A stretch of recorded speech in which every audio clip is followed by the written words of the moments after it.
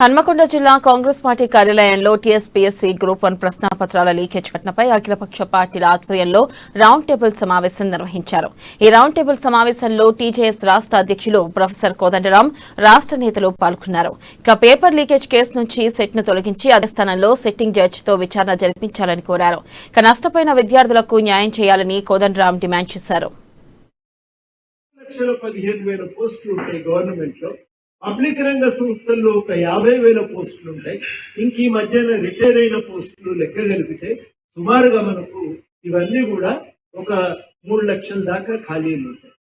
మనం ఏమడిగినామంటే ఒక క్యాలెండర్ ప్రకారం మీరు భర్తీ చేయండి. అంటే ప్రతి సంవత్సరం ఏ సమయంలో ఎన్ని పోస్టులు భర్తీ చేయాలో వాళ్ళు ప్రకటించాలి. దాని క్యాలెండర్.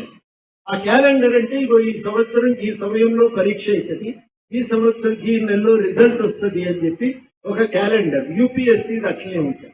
కేంద్ర ప్రభుత్వం నిర్వహించే పరీక్షలు క్యాలెండర్ ప్రకారం జరుగుతాయి.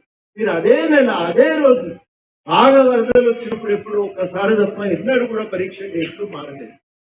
అట్లాంటి పరీక్షలు ఇవాళ రాష్ట్ర ప్రభుత్వం ఎన్నికలు 80% నోటిఫికేషన్లు ఎన్నికల ముందు వచ్చినాయి. ఇది ఆర్టీఐ కింద సేకరించిన సమాచారం. మళ్ళీ అనుమానం ఉంటుందని చెప్తున్నారు. ప్రభుత్వం సామర్థ్యం కూడా దెబ్బతింటుంది. మొత్తానికి సుమారు 1,90,000 పోస్టులు ఖాళీ ఉన్నాయి. వాస్తవాన్ని వివరణ చేయవలసి ఉంది. 2014 తర్వాత రాష్ట్ర ప్రభుత్వానికి వచ్చిన